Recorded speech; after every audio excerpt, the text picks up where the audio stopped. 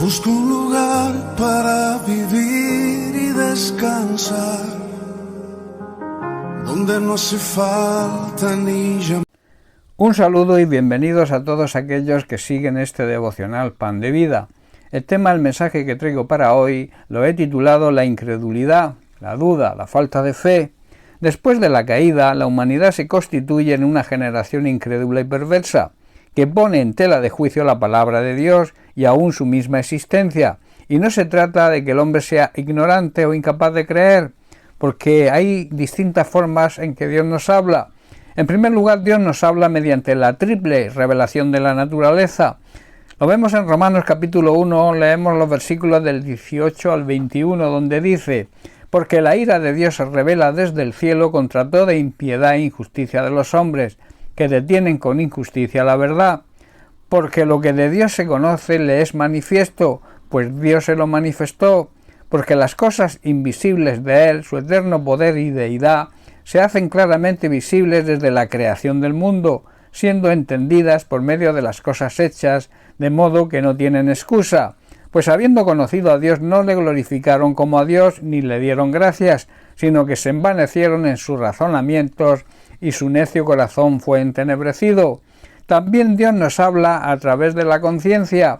Leemos también unos versículos en el libro de Romanos capítulo 12, versículos 14 al 16, donde dice Pablo: bendecid a los que os persiguen, bendecid y no maldigáis, gozaos con los que se gozan, llorad con los que lloran, unánimes entre vosotros, no altivos, sino asociándose con los humildes, no seáis sabios en vuestra propia opinión. Aquí tenemos a la conciencia hablándonos para que nosotros sigamos el orden de la palabra de Dios. Y en tercer lugar, Dios nos habla a través de las Escrituras. En su segunda carta a Timoteo capítulo 3, versículos 14 al 17 leemos, son consejos que le da Pablo a Timoteo, dice así: pero persiste tú en lo que has aprendido y te persuadiste, sabiendo de quién has aprendido, y que desde la niñez has sabido las sagradas escrituras, las cuales te pueden hacer sabio para la salvación por fe que es en Cristo Jesús. Y luego añade: toda la escritura es inspirada por Dios y útil para enseñar, para redarguir, para corregir y para instruir en justicia, a fin de que el hombre de Dios sea perfecto, enteramente preparado para toda buena obra. El que a pesar de todo esto se aleja del Señor, es por ello tiene pocas excusas, es inexcusable. En realidad lo hace porque ama más las tinieblas que la luz, porque todo aquel que hace lo malo aborrece la luz. Esto lo enseñan las Sagradas Escrituras. La incredulidad no proviene en absoluto de la imposibilidad de resolver una multitud de problemas intelectuales. Su origen es moral y espiritual. En su soberbia el hombre elige deliberadamente permanecer independiente con respecto a Dios. No quiere abandonar su pecado o su propia justicia y sobre todo rehúsa renunciar de su rebelde voluntad.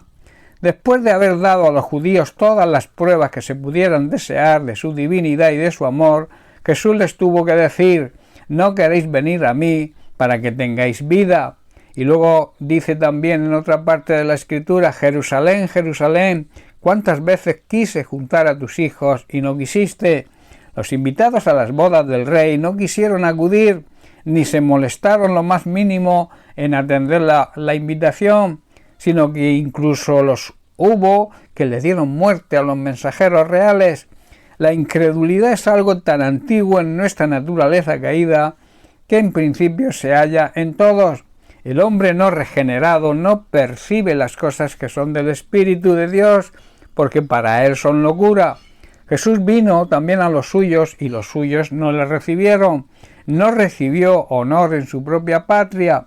Los príncipes de su pueblo lo rechazaron y ni aun así sus hermanos creían en él. Incluso sus discípulos se mostraron frecuentemente incrédulos. Hablemos de la incredulidad sobre Jesús. La primera manifestación de la incredulidad es de naturaleza negativa. Al no aceptar, nadie aceptó la palabra de Jesús, nadie aceptó la palabra de Dios, y entonces al no aceptarla uno se aleja de él. En Juan capítulo 1 versículo 5 nos dice: la luz en las tinieblas resplandece y las tinieblas no prevalecieron contra ella.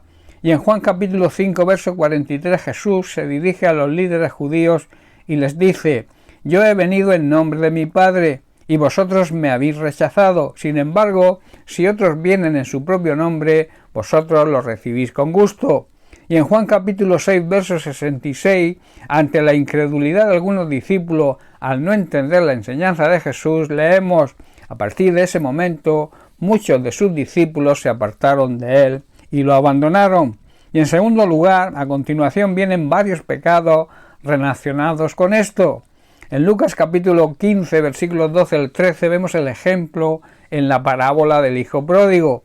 Dice: el hijo menor le dijo al padre: quiero la parte de mi herencia ahora, antes de que mueras. Entonces el padre accedió a dividir sus bienes entre sus dos hijos. Pocos días después, el hijo menor preparó sus pertenencias y se mudó a una tierra distante, donde derrochó todo su dinero en una vida desenfrenada. Y en Romanos capítulo 1, versículos 19, Pablo declara y acusa a los pecadores. Dice: ellos conocen, los pecadores, la verdad acerca de Dios, porque Él se lo ha hecho evidente. Se nace con la palabra de Dios impresa en nuestros corazones y la conciencia la muestra. Y en el versículo 21 también nos dice: es cierto, ellos, los pecadores, conocieron a Dios, pero no quisieron adorarlo como Dios ni darle gracias. En cambio, comenzaron a inventar ideas necias sobre Dios. Como resultado, la mente les quedó oscurecida y en confusión. Esto es la realidad también de nuestros días. Y en tercer lugar, vemos cómo posteriormente se manifiesta la persecución, que después de los insultos y de los malos tratos llega hasta la muerte. El juicio que espera a los que persisten en la incredulidad es algo terrible. En efecto, Cristo fue en la cruz la propiciación, o sea, el sacrificio por los pecados de todo el mundo, y en base a ello ofrece el perdón a todos los que se arrepienten. ¿Qué se puede dar, dicen las Sagradas Escrituras, qué se le puede dar a aquel que rehúsa creer y rechazar la gracia? Dice así la Escritura: el que no cree ya ha sido condenado, porque no ha creído en el nombre del unigénito Hijo de Dios, y entonces la ira santa y justificada de Dios está sobre él. Toda una generación del pueblo de Israel pereció en el desierto por cuanto habían rehusado entrar en Canaán, a causa de la incredulidad, dice la Biblia.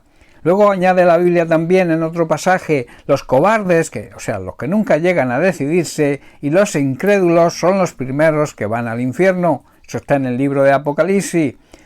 Qué desventurados también en 2 de Corintios, dice Pablo, qué desventurados son aquellos a los que el Dios de este siglo les ha cegado la inteligencia. Todos sabemos que el Dios de este siglo, el Dios menor, es el mismo Satanás. Pero ¿hay remedio para la incredulidad? Tengo una buena noticia.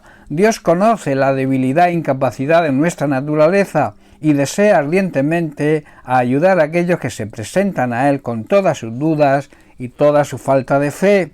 Veamos algunos ejemplos bíblicos. A Pedro, al hundirse en el agua y clamar por ayuda, el Señor le tendió la mano diciendo: hombre de poca fe, ¿por qué dudaste? A Tomás, que exclama: si no viere, no creeré.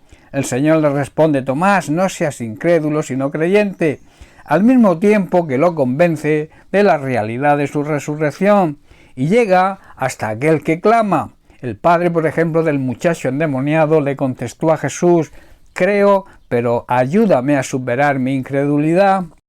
También Dios nos ayuda con su Espíritu Santo mediante la obra de la regeneración, o sea, el nuevo nacimiento, el nuevo comienzo, porque engendra a los creyentes a una esperanza viva. En Juan capítulo 3, versículo 5, Jesús, dirigiéndose a Nicodemo, hablando de la necesidad precisamente de nacer en el Espíritu, le dice: de cierto te digo, que el que no naciere de agua y del Espíritu no puede entrar en el reino de Dios. Y en Juan capítulo 3 también, pero los versículos 14 y 15, dice: y como Moisés levantó la serpiente en el desierto, así es necesario que el Hijo del Hombre sea levantado, para que todo aquel que en él cree no se pierda, mas tenga vida eterna.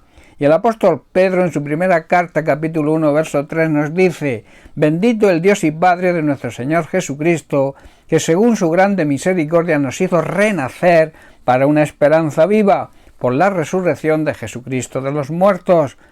Que toda la alabanza sea para Dios, el Padre de nuestro Señor Jesucristo.